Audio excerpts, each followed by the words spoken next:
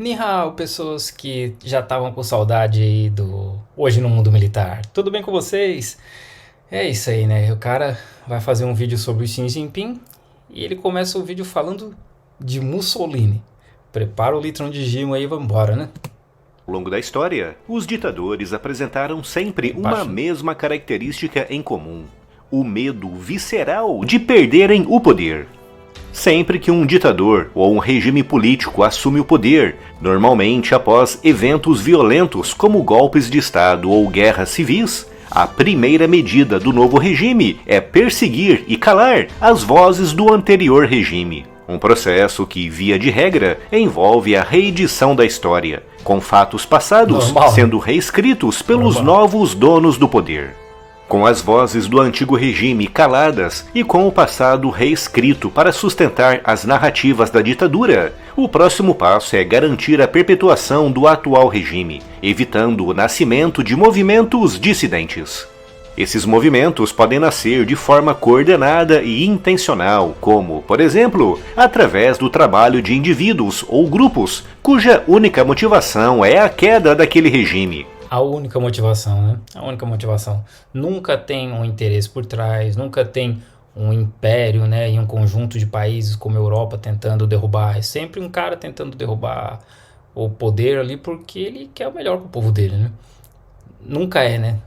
Nunca tem um Churchill lá nos anos 20 falando que a China, que eles não poderiam deixar a China se unificar, né? Mas podem também surgir de forma natural e espontânea, com várias pessoas, pertencentes a segmentos e setores. É bom que ele mostre esse exemplo, né? O Irã é o primeiro país que a CIA deu golpe, né? Na história dele, acho que foi em 53, 56. É o primeiro país que a CIA deu golpe. Diferentes da sociedade, começando, aos poucos, a colocar em dúvida a atuação da ditadura e, também aos poucos, levantando gradualmente as suas vozes, atraindo cada vez mais força e impulso ao seu movimento. Para evitar isso, uma ditadura costuma manter a sociedade debaixo de um forte controle, através de mecanismos como a censura, o controle da mídia e, principalmente, através de uma forte e sempre muito presente polícia secreta. Descreveu os Estados Unidos.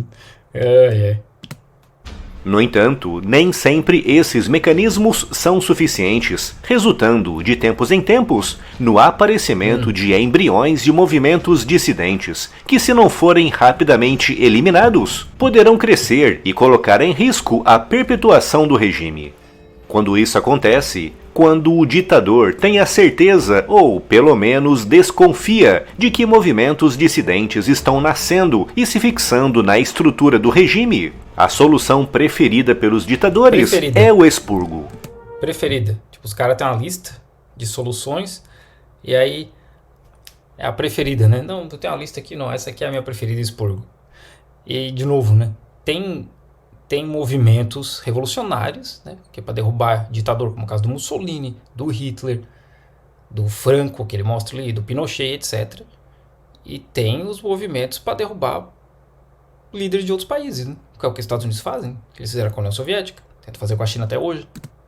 Através do expurgo, as ditaduras conseguem eliminar não apenas o foco da dissidência, mas também conseguem mostrar à sociedade e a outros setores do regime que qualquer movimento contrário à ditadura será imediatamente combatido. Agora, a Revolução Cultural foi pesada mesmo. A Revolução Cultural foi basicamente um negócio porque o Mao Zedong estava perdendo poder e ele quis se manter no poder, já não era mais o presidente, ele viu que já não...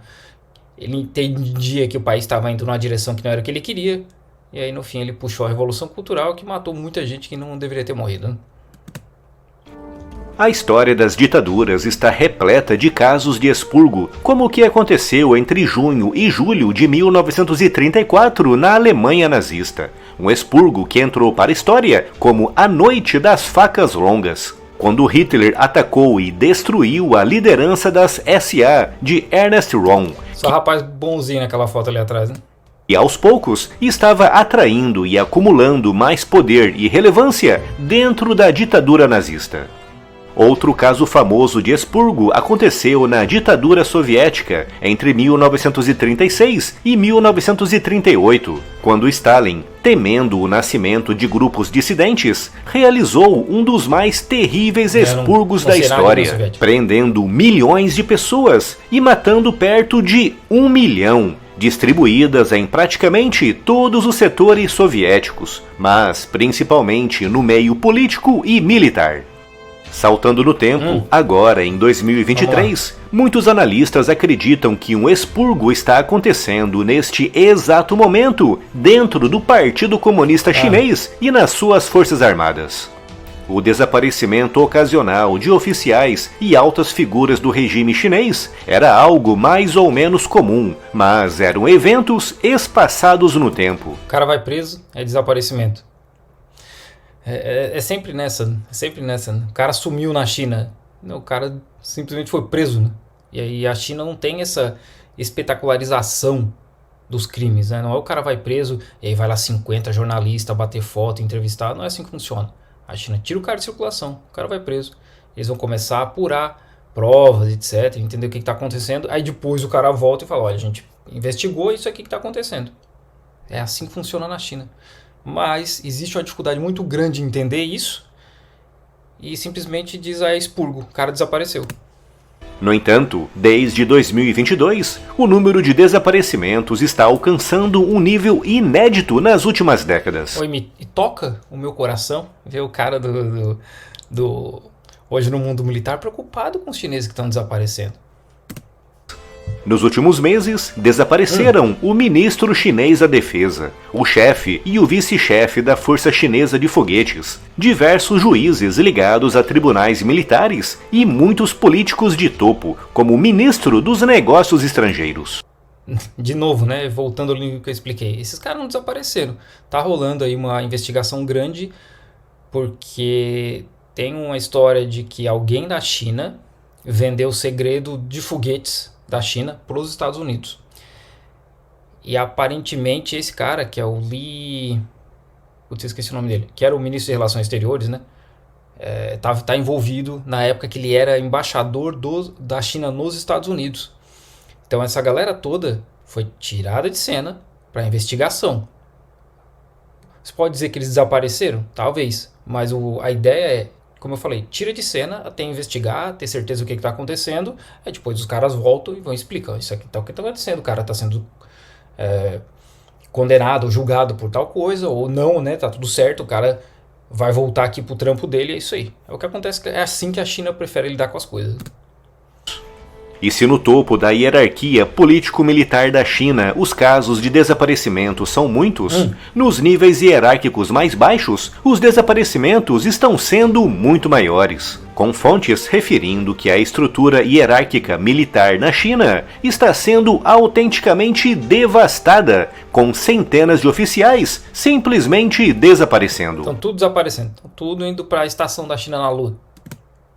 A sociedade civil também está sendo afetada, com o caso mais conhecido sendo o desaparecimento por 3 meses de Jack Ma. Ai, cara, esses bichos são uns ridículos mesmo. É engraçado que a menina que é redatora do Hoje no Mundo Militar veio dizer que eu só trabalho com a minha opinião, não trabalho com fontes. Então o Jack Ma, ele não desapareceu, né? Ele cutucou o governo chinês até onde deu. E aí o governo começou a investigar as empresas dele. E o que ele fez? Ele saiu dos holofotes. Ele decidiu isso, não foi o governo que mandou. E depois ele voltou, inclusive já mudou pro Japão, né? Tava lá nos eventos na Europa também.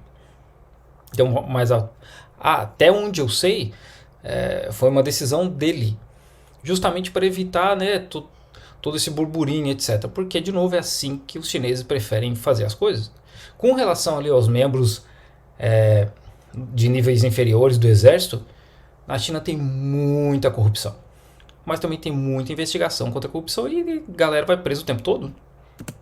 Grupo Alibaba, um desaparecimento que ocorreu poucos dias após ter feito um discurso criticando as agências chinesas de regulação financeira. Claro, uma das coisas que ele queria é que a lei fosse alterada para as pessoas trabalharem 12 horas por dia, 6 dias por semana. Para tentar dar um ar de normalidade aos desaparecimentos, o Partido Comunista Chinês alega que são casos envolvendo processos de corrupção. Mas a extensão dos desaparecimentos, atingindo não apenas o topo, mas também as camadas intermédias e inclusive membros importantes da sociedade civil, parece indicar, para alguns analistas, que se trata efetivamente de um expurgo patrocinado por Xi Jinping. Baseado em quê? Em nada, né? O governo fala, olha, a gente está fazendo essas investigações por corrupção. O cara do mundo militar diz, olha, para mim parece expurgo. E depois eles dizem que eu que trabalho com opinião. Recentemente, Xi Jinping alcançou algo inédito na China ao conquistar um terceiro mandato como presidente e secretário-geral do Partido Comunista. Além disso, também é o chefe do Comitê Militar Central, o posto mais elevado na estrutura militar chinesa. Porque o exército era o partido. Basicamente, seria como se Joe Biden fosse, além de presidente dos Estados Unidos, também o presidente do Congresso, o presidente... Negativo. O presidente dos Estados Unidos tem mais poder do que o presidente da China. Porque o presidente da China tem todos aqueles níveis ali, né? Que são os 2.900 e poucos delegados. Aí depois volta ali para mais 200 e pouco. Depois volta para o 21, que vai para 7. Depois vai para o Xi Jinping. Fora todas as comissões que tem separado. Porque esses 7 caras do Politburo, eu sempre esqueço o nome disso em português. Do Standing Committee, Comitê Permanente, acho, né? Esses caras coordenam outros grupos e as decisões têm que passar por eles, né? Presidente do Senado e o chefe do Pentágono. O terceiro mandato inédito e tanta concentração de poder político e militar nas mãos de Xi Jinping pode ter levado alguns oficiais e políticos chineses a ficarem incomodados. Pode ter levado, né? Bora especular, porque a gente precisa fazer vídeo, né? Temendo a mudança da natureza da ditadura chinesa, que poderia passar de uma ditadura coletiva do partido para uma ditadura individual baseado no culto à personalidade de um grande líder. Ele sempre usa esse termo estúpido de grande líder sem o contexto certo, né? Porque isso na China não tem esse contexto negativo que tem aqui, por exemplo. Inclusive o que o livro do George Orwell, lá, o 1984, caga muito nesse negócio de grande irmão, né? Porque lá não é visto dessa forma, por conta da questão dos impérios, dos imperadores, famílias reais, etc. Então não é visto com essa forma negativa que esses caras falam. E esse culto à imagem, assim, é ridículo, porque assim, não tem imagem do Xi Jinping pelo país inteiro. Ele está mostrando meia dúzia de imagem, mas eu, por exemplo, nunca vi em casas de pessoas foto do Xi Jinping. Do Mao Zedong já vi, né? Inclusive tem cara que trabalha comigo que tem lá a estatuazinha do Mao Zedong. Mas do Xi, não. Para muitos analistas, o que está acontecendo agora na China é um esforço sério e concentrado de Xi Jinping para eliminar qualquer concorrência, real ou imaginária, à sua perpetuação no poder. Se for os mesmos analistas que falam que tem crédito social na China, né? Ou seja, um autêntico expurgo. Prova não precisa, né, cara? Esse cara do mundo militar, os vídeos dele são só na base da especulação e zero prova. Aí tá tranquilo, né? Eu preciso de material para react mesmo.